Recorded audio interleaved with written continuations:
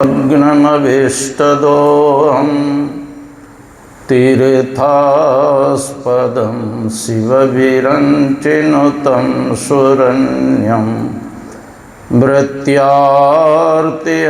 प्रणतपालभवाधिपोतं वन्दे महापुरुषते चरणारविन्दम् त्यक्त्वा सुदुस्त्यजसुरेप्सितराजलक्ष्मीं धर्मिष्ठ आर्यवचसा यद्गादरण्यं मायामृगं दयितयेप्सितमन्वधावत् वन्दे महापुरुषते चरणारविन्दम् अखण्डानन्दबोधाय शिष्यसन्तापहारिणे सच्चिदानन्दरूपाय रामाय गुरवे नमः। पूज्यपाद गुरुजन, उपस्थित माताओं एवं भक्तिमती बहनों, मुदमंगलमय संत समाज, आइए दो चार बार भगवान नाम करके कहूँगा, आप लोग पीछे से करतल ध्वनि के साथ बोलेंगे।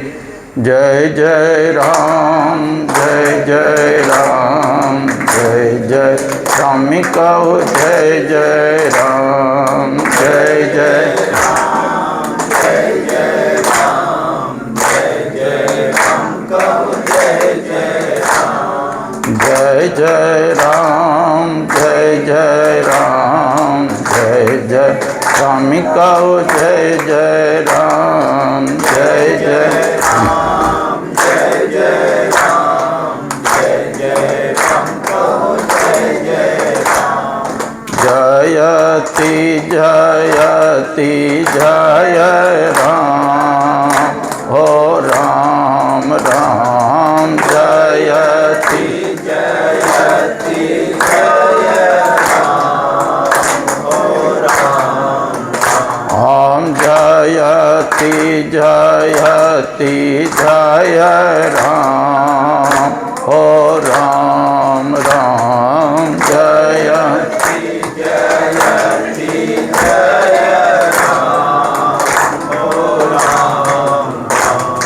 सब में व्यापक सब तेरा, सब में व्यापक सब तेरा, सब में व्यापक सब तेरा, सब में व्यापक सब सब घट एक ही राम, हो राम राम, सब घट एक ही राम, हो राम राम। हम सब घट एक ही राम, हो राम राम, सब घट एक ही राम, हो राम राम। बोलिए प्रेम से श्री सद्गुरु महाराज की जय। गुरु महाराज के सिंह कृपा से हम लोग संत मत सत्संग में बैठे हुए हैं। संत मत सत्संग के द्वारा एक ईश्वर भक्ति का प्रचार प्रसार किया जाता है। अभी हम लोगों ने रामचरितमानस सारसठिक प्रथम सोपान बालकांड से पाठ श्रवण किया। इसके बाद पूजनीय सुशीला जी के मुखारविंद से सत्संग की महिमा पर बहुत सुंदर से प्रवचन श्रवण कर रहे थे। मैं पहले बार ही इनके मुखारविंद से प्रवचन सुना, बहुत अच्छा लगा हमको। सत्संग की महिमा शास्त्र में बहुत वर्णन किया गया, इसीलिए वेद में आया है कि सत्संग तप से जिन्होंने अपने आप को नहीं तपाया उसको ब्रह्म की प्राप्ति नहीं हो सकती। अगर ब्रह्म का साक्षात्कार करना चाहते, ईश्वर का साक्षात्कार करना चाहते हैं तो सत्संग तप से अपने आप को तपाना पड़ेगा। जीवन मुक्त ब्रह्म पर चरित सुनहि तजि ध्यान, जे हरि कथा न करहि रति तिनके हिया पासा। जीवन मुक्त महापुरुष भी समाधि को छोड़ करके सत्संग से प्रेम करते। मैं 1986 ईस्वी में कुप्पा घाट गया और गुरु महाराज जर्जर अवस्था में, लेकिन सत्संग से कितना प्रेम गुरु महाराज। प्रातः काल सत्संग में बैठ करके सब क्षेत्र क्षर अपरा परापर और अक्षर पार में गुरु महाराज पहले कहते तब मुझे भगीरथ बाबा को माइक दिया। अपराह्न कालीन में भी गुरु महाराज रामचरितमानस का पाठ होता था, है ना, वो बड़ा रामायण जो होता था जोला प्रसाद वाला, उससे पाठ होता था। तो शुरू में गुरु महाराज स्तुति करते, फिर पूजवा को देते थे। और गुरु महाराज का ने कृपा की, जिनके मन में होता है कब सत्संग में जाए, कब सत्संग में जाए, कब संत महात्मा का दर्शन करें, ऐसे व्यक्ति का जब शरीर छूटता है तो फिर मनुष्य शरीर में आएंगे, दूसरे शरीर में नहीं जाएंगे। साध संगत की वासना जय घट परगट होय, मानुष जन्म सत्संग मिले मुक्ति प्राप्त हो। संत महात्मा की वासना लगी रहेगी तो फिर मनुष्य शरीर में ही मिलेगा, दूसरे शरीर में नहीं जा सकता। और संत का दर्शन ऐसे ही नहीं मिलता है। संत विशुद्ध मिलहि पर ते ही चित वही राम कृपा कर जय। विशुद्ध संत, पवित्र संत उसी को मिलता है जिसके ऊपर राम की कृपा है, उसी को, उसी जीव को संत का दर्शन मिलता है। इसीलिए पलटू दास जी महाराज हुए अयोध्या में, उन्होंने कहा आरती कीजिए संत चरण की। आरती का अर्थ होता है आपके संकट को जो हर ले, विपत्ति को हर ले। ऐसे संत की चरण की आरती कीजिए। आरती कीजिए संत चरण की, यही उपाय न अन तरन की। संसार सागर से तरने का और दूसरा कोई उपाय नहीं। संत के जस हरि श्री मुख गावे, असंत के रज ब्रह्मा नहीं पावे। संत की महिमा का बखान स्वयं भगवान विष्णु अपने मुखारविंद से करते, और संतों के चरण रज कहते ब्रह्मा को भी नसीब नहीं। संत राम में अंतर नाही, एक टक देखत दो माई। कहते संत में और राम में कोई अंतर नहीं है। शास्त्र में जैसे गुरु है वैसे ईश है, और जैसे ईश है वैसे गुरु है, उस दोनों में कोई भेद नहीं है। कोटि मुक्ति संतन की दासी, रज चाहत कैलाश की वासी। करोड़ों मुक्ति संतों की दासी है, और संतों के रज कैलाशवासी भगवान शंकर। देखिए भगवान शंकर स्वयं संत की, सत्संग की कितनी महिमा करते। एक बार माँ पार्वती के साथ भगवान शंकर कहीं जा रहे थे, धरती को प्रणाम की। माँ पार्वती पूछती है कि आपने धरती को क्यों प्रणाम किया? कहा यहाँ सत्संग हो चुका है, इसलिए धरती पवित्र हो गया है, इसलिए प्रणाम किया। फिर दूसरे जगह प्रणाम किए धरती को, कहा यहाँ पर क्यों प्रणाम किए? कहा यहाँ सत्संग होने वाला है, इसलिए धरती के भाग जग गए। और जहाँ सत्संग होते हैं वहाँ तो स्वाभाविक प्रणाम करके बैठना चाहिए। और हम लोग जो सत्संग कर रहे हैं सिर्फ हम ही लोग नहीं कर रहे हैं। जहाँ पर संत महात्मा बैठकर सत्संग करते हैं 33 करोड़ देवी देवता के साथ ब्रह्मा विष्णु महेश विराजमान हो जाते हैं। तुलसीदास जी महाराज लिखे हैं, जत्र तिष्ठन्ति तत्रैव अज सर्वहरि सहित गच्छन्ति चिरावधिवास। जहाँ पर संत महात्मा बैठकर सत्संग करते हैं, 33 करोड़ देवी देवता के साथ ब्रह्मा विष्णु। एक बार सामर्थ रामदास जी महाराज इसी तरह सत्संग कर रहे थे और प्रवचन क्रम में सामर्थ रामदास जी महाराज कहते हैं, हनुमान जी जब त्रेता युग में लंकापुरी जब गए थे तो अशोक वाटिका में सफ़ेद कमल खिला हुआ था। उसी सभा में एक युवक खड़ा हो गया, कहा नहीं महाराज, हनुमान जी जब गए थे सीता ये तो लंकापुरी गए थे तो अशोक वाटिका में सफ़ेद कमल नहीं खिला हुआ था, वहाँ लाल कमल खिला हुआ था। समर्थ रामदास जी महाराज, अरे बच्चे बैठ जाओ, हनुमान जी गए थे वहाँ पर सफ़ेद कमल खिला हुआ था। वो बच्चा कोई दूसरा नहीं था, स्वयं हनुमान जी भेष बदल करके बैठे थे सत्संग में। कहा महाराज अपने रूप में आ गया कि मैं ही हनुमान जी हूँ, भगवान श्री राम ने माँ सीता को ढूंढने के लिए हमको भेजा था। तो वहाँ अशोक वाटिका में सफ़ेद कमल खिला हुआ नहीं था, लाल कमल खिला हुआ था। समर्थ रामदास जी महाराज कहते नहीं, आप जब गए थे वहाँ सफ़ेद कमल खिला हुआ था, लाल कमल नहीं खिला था।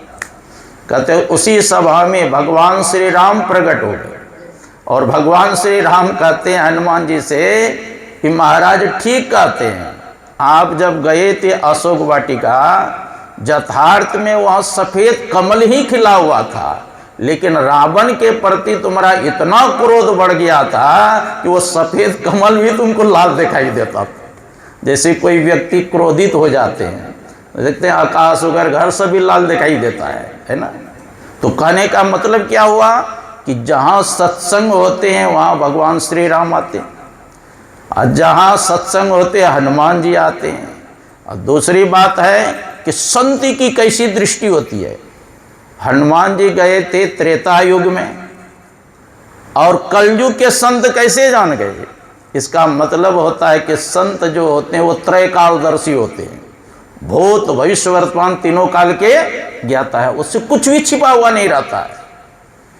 महर्षि में प्रमाण जी महाराज कहा करते थे, मेरे पास ऐसे ऐसे व्यक्ति आते हैं, अगर उसकी मन की बात बताने लगो तो फिर मेरे पास नहीं आएगा, क्या क्या संकल्प लेकर। तो संत जो होते वो मन की बात जान जाते हैं।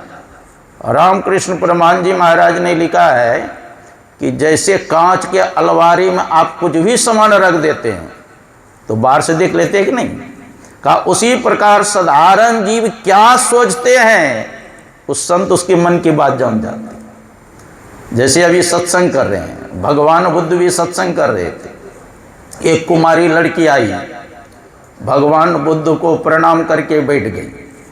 भगवान बुद्ध पूछते हैं, कुमारी के तू कहाँ से आई है। कहा भगवान मैं नहीं जानती। कहाँ जाएगी, मैं नहीं जानती। क्या तू नहीं जानती है। कहा मैं जानती हूँ। कहा तू जानती है। कहा मैं नहीं जानती हूँ। जितने आदमी बैठे थे सबके मन में आक्रोश हुआ, ये तो कोई बच्ची नहीं है, ये सयानी है। भगवान बुद्ध पूछते कहाँ से आई है तो उनको नहीं पता, कहाँ जाएगी तो नहीं पता। जब पूछते हैं क्या तुमको नहीं पता, तो कहते हाँ पता है। जब पूछते हैं कि पता है तो कहते नहीं। तो भगवान बुद्ध सबके मन की बात जानते थे। तो भगवान बुद्ध ने कहा मैं क्या पूछ रहा हूँ, तू क्या उत्तर दे रही है, और सवास है कि नहीं। कहा भगवान आप तो जानते ही हैं कि मैं अमुक पेशकार की लड़की हूँ, अभी तो मेरी शादी भी नहीं हुई है, कहाँ जाऊँगे कहाँ आऊँगे। आपका यह पूछना नहीं है। आपने कहा कुमारी के तू कहाँ से आई है, तो मैंने कहा नहीं जानती हूँ कि किस जौनी से या मनुष्य शरीर में मैं आई हूँ यह पता हमको नहीं है, इसीलिए मैं कहा नहीं जानती। फिर आपने कहा कहाँ जाओगी, तो हमको पता नहीं, शरीर छोड़ के कहाँ जाएंगे यह भी पता नहीं। फिर आपने पूछा क्या नहीं जानती हूँ, तो मैंने कहा जानती हूँ, एक दिन शरीर छोड़ना है, ये पता सबको है। फिर आपने क्या तू जानती हो, तो मैंने कहा नहीं जानती को कब शरीर छोड़ना है। देखो चार ही बात है, किस योनि से मनुष्य शरीर में आई ये भी पता नहीं है, और शरीर छोड़ के कहाँ जाएंगे ये भी पता नहीं है। एक दिन शरीर सबको छोड़ना यह पता सबको है, लेकिन कब शरीर छोड़ना यह पता नहीं है। इसीलिए मस्ती से खाते हैं सोते रहते हैं। जिस दिन पता चल जाएगा तो खाना पीना सब हराम हो जाएगा। तो ये ज्ञान कहाँ होगा? सत्संग में ही होगा ना।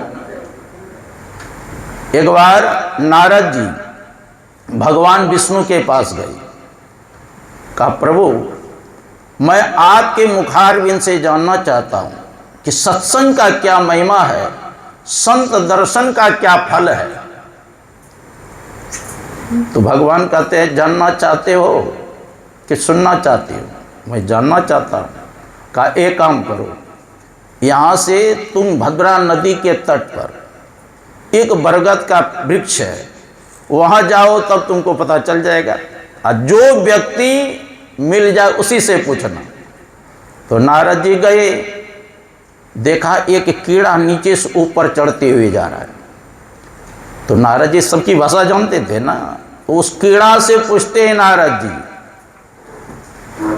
कहो सत्संग का क्या महिमा है, संत दर्शन का क्या फल है। जैसे नारद जी पूछे, वो कीड़ा जो ऊपर चढ़ रहा था वह नीचे गिरा, राम नाम सत्य हो गए। नारद जी सोचने लग गए, ये तो कीड़ा कुछ उत्तर तो दिया नहीं। फिर गए भगवान विष्णु के पास, कहा प्रभु आपके कहे अनुसार मैं गया, कीड़ा से पूछा, वो तो उत्तर दिया नहीं, मर गया। कहा फिर वहीं जाओ, एक हंस का बच्चा मिले, उससे पूछना। तो नारद जी वहाँ गए, हंस से बच्चा से कहते हैं कहो जी सत्संग का क्या महिमा है, संत दर्शन का क्या फल है। वो हंस का बच्चा ऊपर से गिरा, नीचे राम नाम सत्य हो गया। फिर गए, कहा प्रभु उत्तर तो मिला नहीं, वो हंस का भी बच्चा मर गया। कहा देखो उसी तुंगभद्रा नदी के तट पर एक गांव है, गाय ने एक बछड़े को जन्म दिया, उस बछड़े से पूछना। नारद जी गए, उस बछड़ा से पूछा कहो जी सत्संग का क्या महिमा है, संत दर्शन का क्या फल है। जी पूछना था, वो भी पछाड़ मार के गिरा, राम नाम सत्य हो गए। नारद जी भागते हुए गया, कहा प्रभु संजोग ठीक था, कोई था नहीं तो झगड़ा करता कि क्या पूछा हमारी बछड़ी मर गई। तो उत्तर तो मिला नहीं प्रभु, वो तो भी मर गया। देखो आपकी बार राजा के घर जाओ, राजा की जो पत्नी रानी है एक पुत्र को जन्म दिया है, उससे पूछना। नारद जी कहते हैं प्रभु मैंने क्या कसूर किया। एक कीड़ा को पूछा वो मर गया, एक हंस के बच्चा को पूछा वो भी मर गया, एक बछड़ा को पूछा वो भी मर गया। अगर उस राजकुमार से पूछूंगा और वो भी मर जाएगा तो राजा छोड़ेगा हमको जीवित? का आपकी बार नहीं मरेगा, आपकी बार तुमको प्रश्न का उत्तर मिल जाएगा। नारद जी आए, राजा ने नारद बाबा जन के बड़ा स्वागत किए, चरण पखाड़े, चरणामृत लिए। कहा हमारा तो अहो भाग्य है, आप जैसे संत पधारे, हमारा घर पवित्र हो गया, हमारा कल्याण हो जाएगा। कहा देखिए मैं किसी कारण बस आया, मैं सुना हूँ आपको एक पुत्र की प्राप्ति हुई है, मैं उस बालक से मिलना चाहता हूँ। कहा बाबा मिल लीजिए। कहा देखिए मेरा शर्त है उस कमरे में रखो बालक को जिसमें कम से कम 2 दरवाजा हो, है ना, सोचा कोई घटना होगा तो भागने का मौका मिले। और उस कमरे में कोई व्यक्ति नहीं रहना चाहिए, मैं रहूँगा वो बालक रहेगा। तो राजा ने व्यवस्था कर दिया। जैसे नारद जी गए चौखट के पास, वो बालक कहते आइए नारद बाबा आपका स्वागत है। आप यही पूछना चाहते हैं ना कि संत सत्संग का क्या महत्व है, संत दर्शन का क्या फल है। तो अरे मैं तो प्रश्न भी नहीं किया, पहले से उत्तर देने लग गया। बाबा आपने नहीं पहचाना हमको, पहले मैं कीड़ा के शरीर में था, आपने जो ये पवित्र शब्द जो बोले कि सत्संग का क्या महत्व है, संत दर्शन का क्या फल है, वो पवित्र कान में जो शब्द गया अशुभ बला शरीर छूट गया। तब मैं हंस के शरीर में आया, वहाँ पर भी आपने बोला, वो हंस का शरीर छूटा। तब मैं बछड़े के शरीर में आया, वहाँ पर भी प्रश्न किया, उस शरीर छूट गया। अब मैं राजकुमार के शरीर में आ गया हूँ। आप संत है, आपके कृपा से मैं मनुष्य शरीर में आ गया हूँ। अब हमको दीक्षा दीजिए, भजन भेज दीजिए, और साधना करके मैं आत्म कल्याण प्राप्त कर लूँगा, मोक्ष को प्राप्त कर लूँगा। यही संत दर्शन का फल है महाराज। संत के दर्शन से सारे पाप टल जाते हैं। संत कबीर साहब की वाणी है, संत मिलय ये सब टलय, काल जाल जम के चोट, आशीष नवावत ढही पड़े अग पापन की पोट। अगर संत मिल जाए तो क्या सब टलेगा? काल, काल कहते समय को, कहते महाराज अभी समय बड़ा गड़बड़ है। कहते संत के दर्शन करेंगे तो वो गड़बड़ समय भी सही हो जाएगा। काल जाल, जाल मतलब प्रपंच। कहते महाराज क्या करें, बगल में सत्संग हो रहा है, फिर भी जाने का फुर्सत नहीं मिलता है। बाल बच्चे घर गृहस्थी में इतने जंजाल में पड़ा हुआ हूँ, फुर्सत ही नहीं मिलता है। कहा किसी प्रकार सत्संग में चले गए तो धीरे धीरे जंजाल भी छूट जाएगा। काल जाल जम के चोट, जो जमराज का मार पड़ने वाला है वो भी टल जाएगा। तो आपके मन में होगा कि जमराज का मैंने क्या बिगाड़ा है जो हमको मारेगा, है? तो पलटू दास जी महाराज हुए अयोध्या में, उन्होंने कहा नहीं मुख राम गाओगे आगे दुख बढ़ा पाओगे। सबसे बड़ा दुख क्या है? गुरु महाराज कहते आवागमन सम दुख दूजा है नहीं जग में कोई, इसके निवारण के लिए प्रभु भक्ति करना चाहिए। जन्मना मरना, यही तो आवागमन है, सबसे बड़ा दुख है। का सत्संग नहीं करोगे, भगवान का गुणगान नहीं करोगे तो बड़ा दुख आने वाला है ना? नहीं मुख राम गाओगे आगे दुख बढ़ा पाओगे। राम बिन कौन तारेगा, पकड़ी जमदूत मारेगा। जब जमराज का दूत पिटाई करेगा तो उसमें कोई बचाने आएगा? महाराज मैंने क्या बिगाड़ा है जो जमराज का दूत मारेगा? तो जमराज के दूत पूछेंगे आप कि ग्राम में शहर में सत्संग हो रहा था, कभी बैठ के घंटा ध्यान किया, कभी 1 घंटा बैठ के सत्संग किया? तो जो किया है तो गर्व से कहेंगे हाँ मैंने किया है, और जो नहीं किया है तो क्या वो उत्तर देगा? पूछेगा कबहू सत्संग न किन्ना, भूखे को ना ही कछु दिन ना, मयाओ मोह में झूले और कुटुंब परिवार लकी पुले। पूछे धर्मराज जब भाई, बचन मुख ना ही कही आई, पलटू दास लकी रोया सुगरतन पाई के पोया। पलटू दास जी महाराज कहते कितना सुंदर शरीर मिला था और तूने व्यर्थ में समय गंवा दिया, सत्संग ध्यान नहीं किया कुछ। एक ऋषिकेश में थे गुरु महाराज के शिष्य धीरेन्द्र बाबा, है ना? वो विश्व गुरु के बगल में थे, परमार्थ आश्रम के बगल में गंगा किनारे, बड़े लंबे तगड़े थे वो। वो 3 बजे ब्रह्म मुहूर्त से भोजन बनाना शुरू करता था। 8 बजते बजते सैकड़ों महात्मा को भोजन कराते थे। और जब सब भोजन करने लगते थे तो एक फकड़ा पढ़ते थे वो, दालो खैले भातो खैले पूरे खैले चटनी, आए जे तो जमरैया भैया हड्डी कर तो बुकनी। एक बूढ़ी माता थी, कहते बाबा हमरे कलो, कले तो रहे के लिए होगा। जो भगवान के भजन नहीं करेंगे उसको मार मार के जमराज हड्डी बुकनी करेगा, जैसे सूखा मिर्चाई का बुकनी बनाते हैं ना, सब हड्डी को चूरेगा।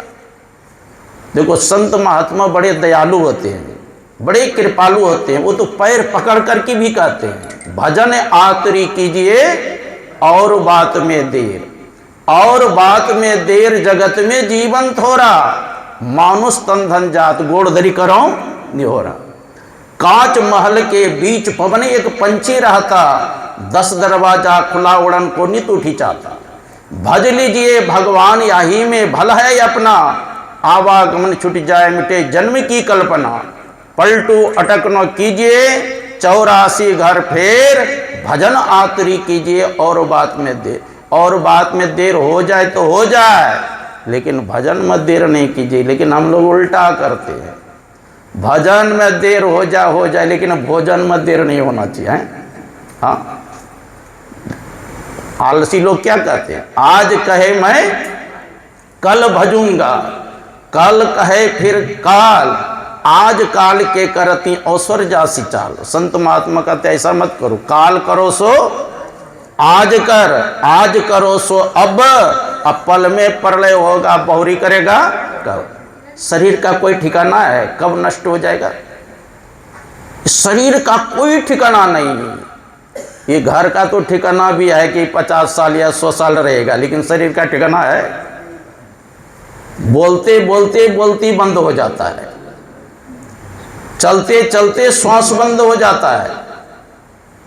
इसलिए जो समय मिला है उस समय का सदुपयोग करना चाहिए। यह मानव शरीर मिला है सत्संग करने के लिए। अगर सत्संग करेंगे तो क्या लाभ होगा।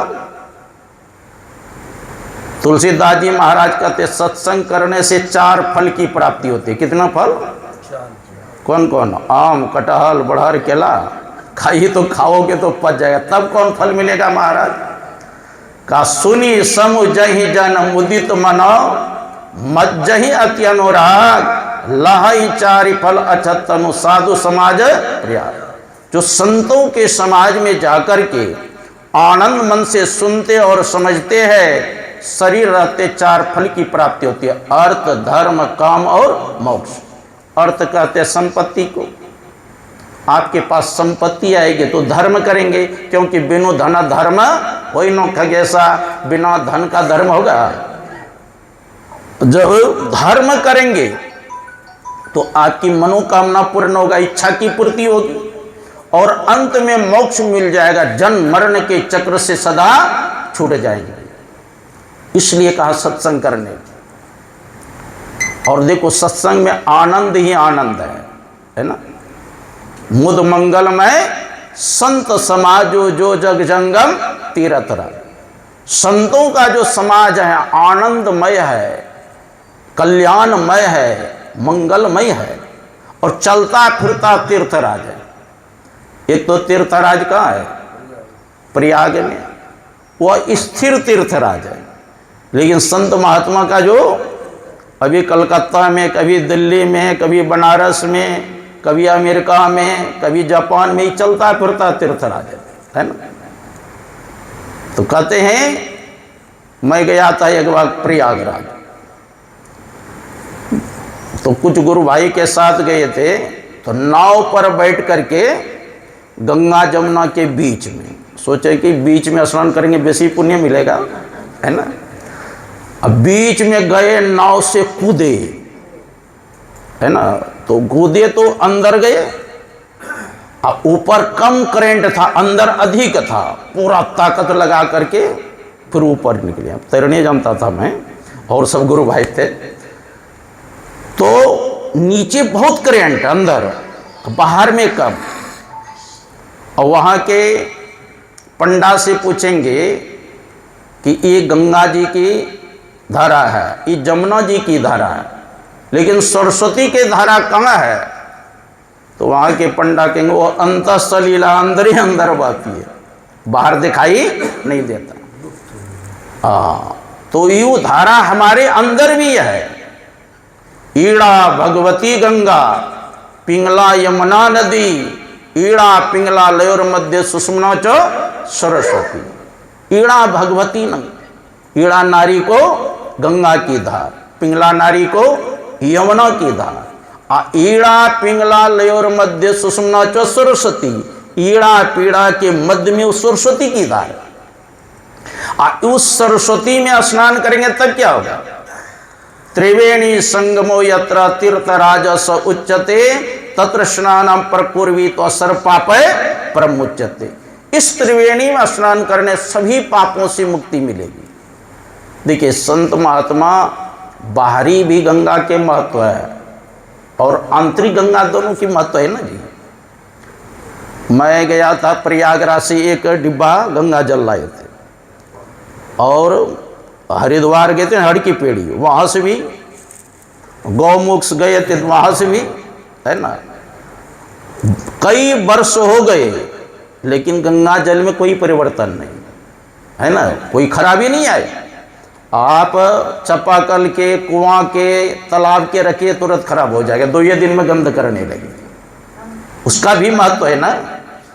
गर्गाचार्य जी महाराज भगवान कृष्ण के गुरु थे।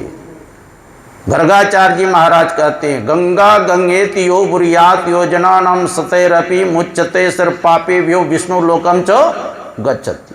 अगर 100 योजन दूर से ही गंगा गंगा कह करके पुकार करे, गंगा गंगेति यो बुरियात योजना नाम सतैरपि मुच्यते सिर पापे भी विष्णु लोकम च गच्छति, सभी पापों से मुक्त होकर के विष्णु लोक को प्राप्त कर। दृष्ट्वा जन्म शतम पापम पित्वा जन्म शतम द्वयम स्नत्वा जन्म सहस्रेण हंति गंगा कलोजगी।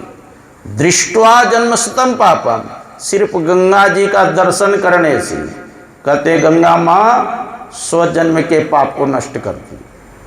आप पी ले कोई गंगा जल तब तो 200 जन्म के पाप को नष्ट करती है, और स्नान कर ले तब 1000 जन्म के पाप को नष्ट करती है। हंति गंगा कलोजुगे, ये कलयुग में गंगा का महत्व है। राजा सगर के नाम सुनिए, राजा सगर के 60,000 पुत्र था। कितना? 60,000 पुत्र, ऋषि के आशीर्वाद से। और एक रानी ने एक पुत्र को जन्म दिया था।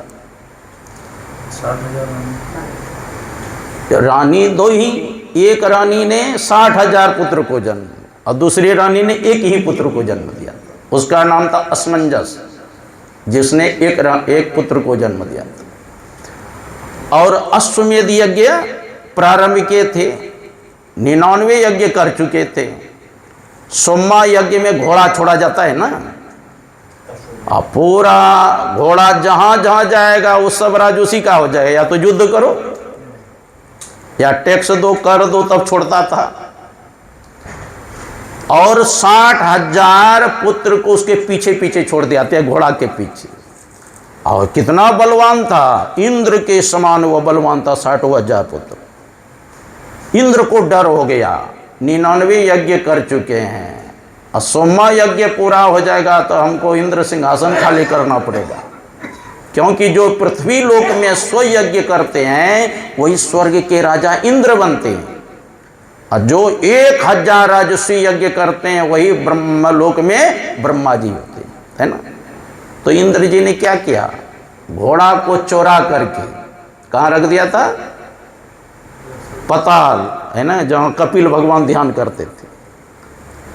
और 60,000 पुत्र पता लगा के पृथ्वी कोड़ के वहां पहुंच गए। और उसके मन में हुआ यही महात्मा जी चोरा के लाया है। देखो जी, असली महात्मा को नकली समझेंगे उसमें भी खतरा है, और नकली महात्मा को असली समझेंगे उसमें भी खतरा है ना। एक तनु प्रताप भानु ने नकली महात्मा को असली समझ लिया, इसलिए पूरे परिवार मर गए ना युद्ध में। वही सब मर करके राक्षस हुआ लंकापुरी में, रावण सब परिवार। तो नकली को असली समझ लिया तो ये फल मिला। यहाँ असली जो थे कपिल भगवान महात्मा, इसको नकली समझ लिया, का मारो पीटो पकड़ो। और कपिल भगवान युद्ध के ध्यान में मन एकाग्र होता है ना, आनंद मिलता है। और कोई आनंद में विक्षेप कर देता, लोग कहते हैं कि ध्यान करने वाले को क्रोध नहीं करना चाहिए। क्रोध नहीं करना चाहिए, शक्ति रहेगा तो भस्म में कर देगा। कपिल भगवान जैसे अपने आंख को खोले कि 60,000 पुत्र राजा सगर के 1 सेकंड में भस्म हो गई। अब बताइए, लकड़ी जुटाने में, मसाला जुटाने में कितना लगता है खर्चा? सिर पर देखने मात्र से पूरे शरीर में आग लग गया, सब जल के भस्म हो। तो राजा सगर का एक पुत्र, एक रानी का जो था वो बच गया था, समंजस। वो आए, प्रणाम किए, प्रार्थना किए कि हमारे भाई का कैसे उद्धार होगा। का घोड़ा ले जाओ, यज्ञ पूरा करो, तुम्हारे भाई का उद्धार तब होगा जब स्वर्ग से गंगा जी आएगी, उसके जल से तुम्हारे भाई का राग भिजेगा, तब कल्याण होगा, उद्धार होगा। असमंजस ने तपस्या किया, गंगा मां प्रकट नहीं। अंशुमान ने किया, बहुत राजा हुए, अंत में भगीरथ जी ने तपस्या करके गंगा मां को प्रसन्न किया। कहा बेटा वरदान मांगो, तो आप पृथ्वी लोग चले मेरे भाई का उद्धार करने के लिए, जो पूर्वज का शरीर छूट गया। कहा गंगा मां कहती है मैं नहीं जाऊंगी। कहा क्यों? कहा मैं पृथ्वी लोग जाऊंगी तो संसार के व्यक्ति मेरे अंदर स्नान करेंगे, सारा पाप डाल देंगे, तो मैं तो पाप से भर जाऊंगी, तो मेरा उद्धार कैसे हो? भगीरथ जी ने कहा माता जी आप सही कहती है, संसार के लोग आपके अंदर स्नान करेंगे, सारा पाप डालेगा, लेकिन जिस दिन संत महात्मा आपके अंदर स्नान करेंगे उस दिन आप भी पाप से मुक्त हो जाएंगे। मतलब गंगा मां को भी पवित्र करने वाले कौन हो गए? संत। अब दूसरी शर्त रखती है गंगा मां कि मैं जो स्वर्ग से आऊंगी हमको कोई धारण करने वाला चाहिए, नहीं तो पृथ्वी फोड़ के पताल चली जाऊंगी, आपस नहीं आऊंगी। तो भगीरथ जी ने कहा आपको धारण करेंगे भगवान शंकर, है ना। तो भगवान शंकर के तपस्या करके भगीरथ जी ने प्रसन्न किया। भगवान शंकर ने कहा ठीक है मैं धारण करूं। तब गंगा मां से प्रार्थना किए तो ऊपर से ब्रह्मा जी ने अपने कमंडलों से गंगा जी को छोड़े, कलकल धारा करते हुए भगवान शंकर के जटाजूट में ही समा गई, क्योंकि गंगा मां के मन में अभिमान आ गई थी कि भगवान शंकर को भी लेते देती मैं पताल चली जाऊं। तो भगवान शंकर तो समर्थ थे, इतना जटा फैलाए भगवान शंकर कि साल भर जटा में ही घूमती रह गई, है ना। तब भगीरथ जी ने प्रार्थना किए तो भगवान शंकर ने एक जटा को पृथ्वी पर पटक दिया, उससे 3 धारा निकला, एक धारा स्वर्ग गया, एक पृथ्वी पर, एक पताल। और भगीरथ जी रथ पर चढ़ करके आगे आगे और पीछे पीछे गंगा मां। जब गौमुख से गंगोत्री होते हुए हरिद्वार आए, वहां 7 ऋषि लोग तपस्या करते थे, तो मां गंगा घबरा गई कि एक जटा जुट भगवान शंकर के तो जटा में साल भर रही, और यहां तो 7 ऋषि है ना। तो इसीलिए गंगा मां 7 धारा में भी भक्त हो गई। और वहां से इलाहाबाद होते जो प्रयागराज कहते हैं, बनारस होते हुए सुल्तानगंज आए, एक जाह्नवी ऋषि थे, वो भी तपस्या करते थे, है ना। और वो महात्मा का भी कमंडल उंडल भसाती हुई गंगा मां आगे बढ़ी, दिखा रहे हमारे तो सब भसा कर ले जा रही है। एक चूरू जल पी गए जाह्नवी ऋषि, गंगा मां चली गई अंदर। अब भगीरथ जी देखते तो अता पता ही नहीं गंगा जी, तो ऋषि से प्रार्थना किए।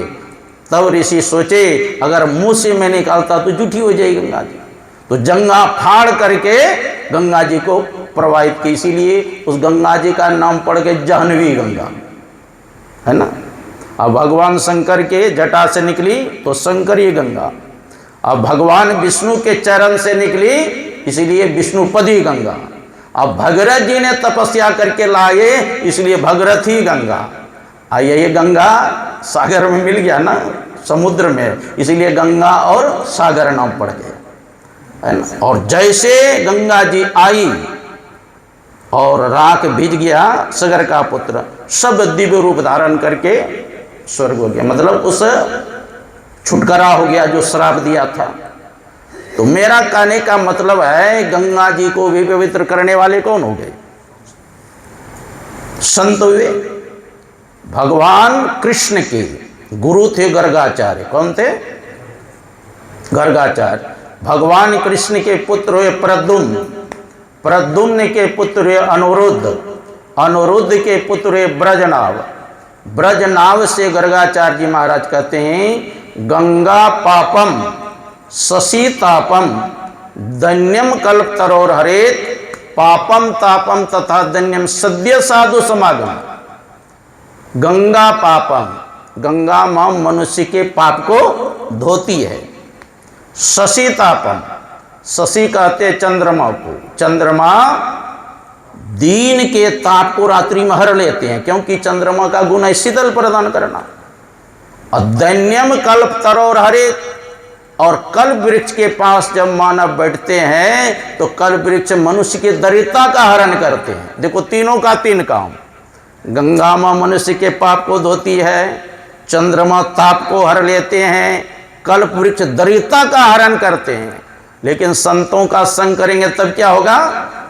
तो गर्गाचार्य जी महाराज कहते पापम तापम तथा दैन्यम, आपके पाप, ताप और दरिद्रता तीनों का हरण होगा। काका मरने के बाद का नहीं, सद्य साधु समागम। सद्य का अर्थ होता है तत्काल। संतों के संग करेंगे आपके पाप, ताप, दरिद्रता तीनों का नाश होगा। इसीलिए कहा साधु दर्शनम पुण्यम तीर्थ भूता ये साधवः काले न फलती तीर्थ सद्य साधु समागम। साधु दर्शनम पुण्यम, संत के दर्शन मात्र से पुण्य की प्राप्ति होती है। तीर्थ भूता ही साधव, संत महात्मा तीर्थ स्वरूप होते हैं। भगवान कृष्ण तो यहां तक कह दिए तीर्थ को भी पवित्र करने वाले संत होते हैं। और तीर्थ किसको कहते हैं? जहां संत महात्मा तपस्या करते हैं वही स्थान तीर्थ बन गया। जब मैं बनारस में पढ़ता था, एक जगह है दशाश्वमेध के घाट के ऊपर गदोलिया चौक है ना, बोला ये सुनसान जंगल थे, लेकिन संत महात्मा वहां तपस्या किए, वो तीर्थाटन बन गए, है ना, शहर बस गए। जहां जहां भी गुरु गोविंद सिंह जी महाराज कहाँ तपस्या की? हेमकुंड, हेमकुंड जानते हैं? बद्रिका आश्रम से पहले जोशी मठ के बीच है ना, जोशी मठ और बद्रिका के आश्रम से बीच में है हेमकुंड। ऊपर हजारों सिख जाते हैं वहां दर्शन करने, क्योंकि वहां तपस्या की, है ना। तो जहां जहां संत महात्मा तपस्या को तीर्थ हो गए। कुप्पा घाट पहले क्या था? पुराने आदमी कहते हैं यहाँ श्मशान घाट था, डर के मारे लोग नहीं जाते थे। लेकिन गुरु महाराज 18 महीना तक तपस्या किए, वहीं पर आत्म साक्षात्कार किए गुरु महाराज। और वो स्थान तीर्थ अभी दिखते हैं ना, हजारों आदमी भोजन करते हैं, हजारों दर्शन करने के लिए आते हैं। तो जहां संत महात्मा ठहरते वो तीर्थ हो जाते। तो वही कहते हैं साधु दर्शनम पुण्यम तीर्थ भूतानि साधवः काले न फलती तीर्थ सद्य साधु समागम। तीर्थ में कलांतर में पुण्य की प्राप्ति होती है। बहुत दिन जब तीर्थ में वास करेंगे ना जी, तो कलांतर में हमने बहुत समय के बाद पुण्य मिलेगा। लेकिन संत महात्मा के संगति करेंगे तत्काल पुण्य मिलेगी, है ना। इसलिए कहा संतों का संकर्म। देखो, जब ईश्वर की कृपा होती है जीव पर, तब संत महात्मा की संगति मिलता है।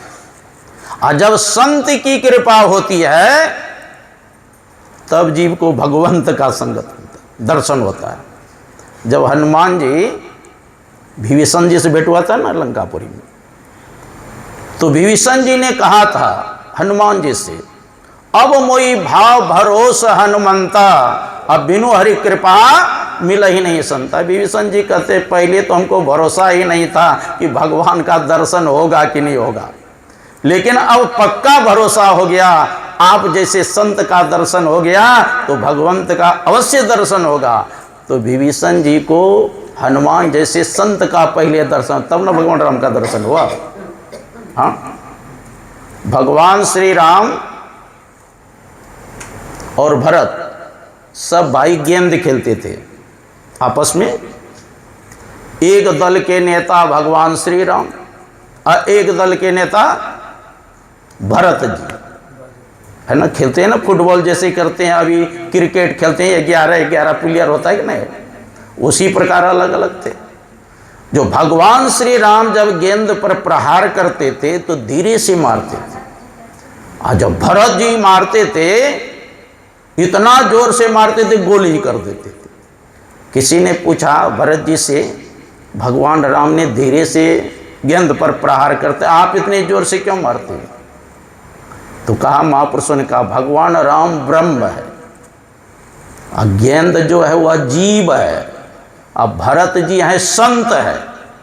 जब भगवंत से ब्रह्म से जीव अलग होता है, जब संत के शरण में आते हैं तो संत को बड़ी दया आती है। वो वैराग्य रूपी चरण का इतना जोर से प्रहार करते हैं कि वो भगवंत के पास ही भेज देते, है ना। तो जीव का कल्याण करने वाले कौन होते हैं? संत होते हैं। इसलिए प्रथम भगति संतन कर संगा, संतों का संग करेंगे भक्ति प्रारंभ हो जाएगा। जैसे हम लोग पूजा पाठ करते हैं, तो पूजा पाठ करते हैं तो किसका सबसे पहले आह्वान होता है पता है? श्री गणेशाय नमः। गणेश जी संकट हरता है ना, विघ्न हरता है, गणेश जी की आह्वान करते। लेकिन भक्ति मार्ग में प्रवेश करने से पहले क्या करना पड़ेगा? संतों का संग करना पड़ेगा, है ना। इसलिए कहा प्रथम भगति संतन करो संग। संतों का संग करेंगे भक्ति प्रारंभ हो जाएगी। इसलिए पहले संतों का संग करने के लिए कहा। और देखो जी, दो प्रकार के सत्संग गुरु महाराज के करने के, धर्म कथा बाहर सत्संगा, अंतर सत्संग ध्यानवान। ये बाहरी सत्संग है अभी जो हो रहा है, नहीं किसको कहते हैं? इसको बाह्य सत्संग। और आंतरिक सत्संग किसको है? आंख बंद करके एक नाम का जप करते हैं, एक रूप का ध्यान करते हैं, दृष्टियोग साधन करते हैं और नादान संधि आंतरिक सत्संग करते हैं। दोनों प्रकार के सत्संग करने से जीव का परम कल्याण होता है ना। तो यह भी है कि सत्संग कर लीजिए। और परमात्मा के बहुत नाम है, उन नामों से एक नाम का जप करें। गुरु महाराज कहते अति पावन गुरु मंत्र मन ही मन जाप जप। अत्यंत पवित्र गुरु मंत्र का उठते बैठते खाते पीते सोते जप करते रहिए। देखो, जप करने से आयु बढ़ जाता है, संकल्प अच्छे करने से आयु बढ़ता है। एक शैलेंद्र साहु थे, है ना, बिहार में एक जगह है बका जिला, ससुराल में ही रहते हैं। एक बार कुप्पा घाट आए गुरु सेवी स्वामी भगरत जी महाराज के पास। बड़ा मायूस था, दुखित था बेचारा।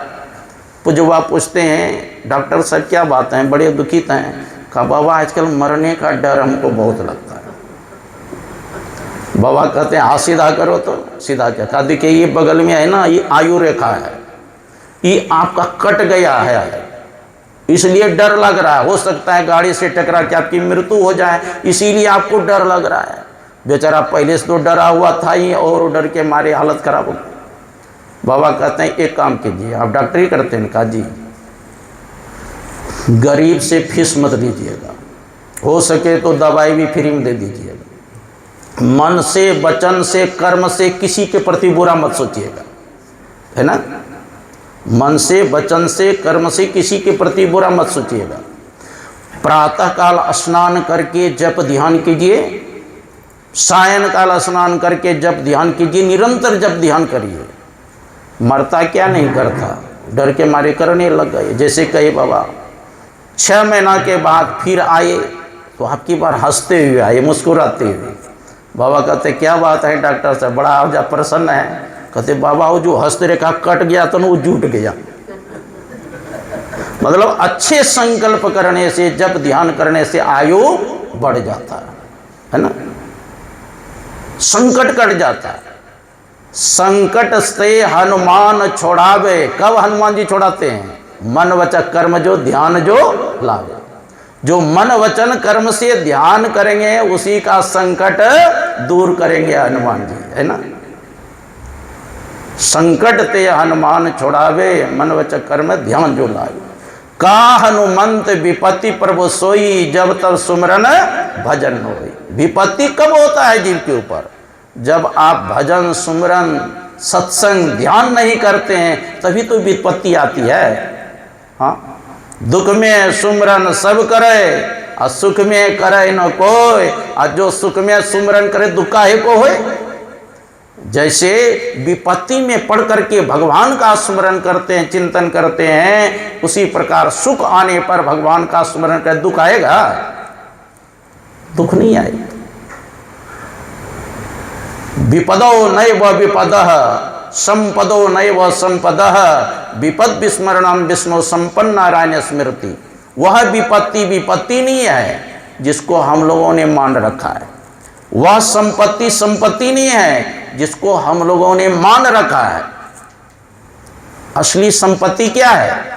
भगवान का स्मरण करना, चिंतन करना, ध्यान करना, सत्संग करना, ईश्वर की आराधना करना, उपासना करना, स्तुति करना, यही असली संपत्ति है। विपत्ति क्या है? भगवान को नहीं जप करना, ध्यान नहीं करना, उपासना नहीं करना, सत्संग नहीं करना, यही असली विपत्ति है। तो निरंतर साधक को जप करें। जप करते करते मन एकाग्र हो जाए तो जप से संबंध इष्ट का ध्यान करना चाहिए। जिस मंत्र के जप करते उससे संबंध इष्ट का ध्यान करना चाहिए, और इसका ध्यान करेंगे उसके अंदर जो गुण होगा वो आपके अंदर आएगा। जैसे एकलव्य ने द्रोणाचार्य का ध्यान किया तो द्रोणाचार्य के अंदर जो गुण था आ गया कि नहीं? एकलव्य के अंदर आ गया कि नहीं पूरा? उसी प्रकार हम जिस इष्ट का ध्यान करेंगे, गुरु महाराज का ध्यान करेंगे, तो गुरु महाराज के अंदर जो गुण है वो आपके अंदर आएगा। तब आपके अंदर दृष्टियों करने की क्षमता है।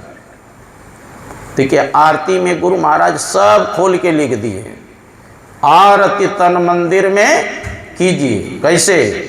दृष्टि उगल कर सन्मुख दीजिए। सन्मुख देंगे तब क्या होगा? चमके बिंदु बिंदु का दर्शन होगा।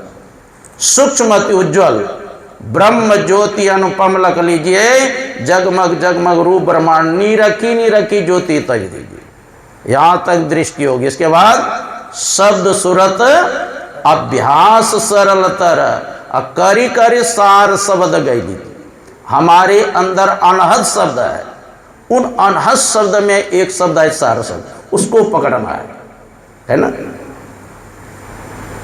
पहले मानस जप, मानस ध्यान, दृष्टियों। जब मानस जप, मानस ध्यान, दृष्टियों करते तो मुख बंद रहता है और आंख बंद रहता है। जब शब्द साधना करते हैं तो मुख, आंख, कान तीनों बंद लगाना पड़ता है। तीनों बंद लगाए के सुन अनहट टंकोर, नानक सुन समाधि नहीं सांझ नहीं बोल। ऐसी जुगति कया गढ़ त्यागी भरों भेद सकल मची। इस प्रकार से भक्ति करेंगे। अस्तुल सूक्ष्म कारण महाकारण कैवल के पार, अपार गमन ही सार भक्ति लोही में दार। तो संत मत में यही है कि पहले एक नाम का जप करें, एक रूप का ध्यान करें, दृष्टियों और अनुसंधान करें। इसके लिए सदाचार का पालन करें। झूठ, चोरी, नशा, हिंसा, व्यभिचार, 5 पाप का त्याग करें। देखो मैंने महाभारत में पढ़ा, जो पुरुष पर स्त्री से प्रेम करते हैं या पर स्त्री पर पुरुष से प्रेम करती है, उसको नरक लोक में लोहा का स्त्री पुरुष बनाया जाता है और उसको तप्त करके आलिंगन किया जाता है।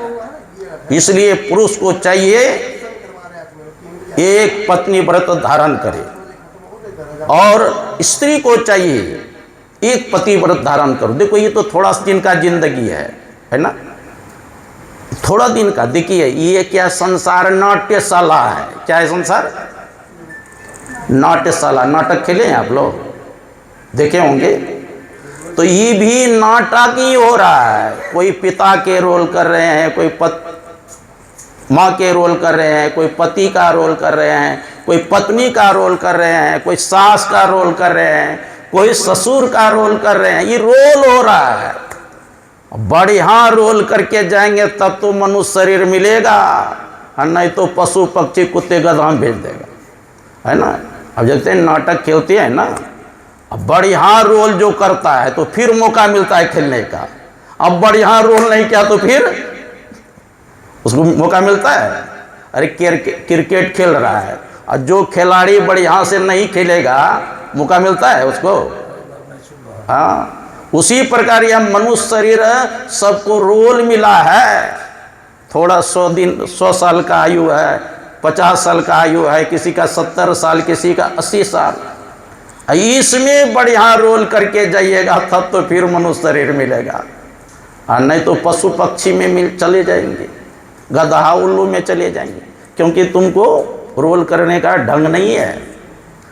इसलिए मानव शरीर मिला, अच्छे अच्छे कर्मों को करें। वेद व्यास जी महाराज 18 पुराणों की रचना की, उसमें सार गर्भित क्या लिखा? अष्टादश पुराणेषु व्यासस्य वचनद्वयम् परोपकाराय पुण्याय पापानां परिपीडनम्। 18 पुराणों के सार गर्भित वेद व्यास जी महाराज लिखे। अष्टादश पुराणेषु व्यासस्य वचनद्वयम्, 2 ही वचन सार है, परोपकाराय पुण्याय।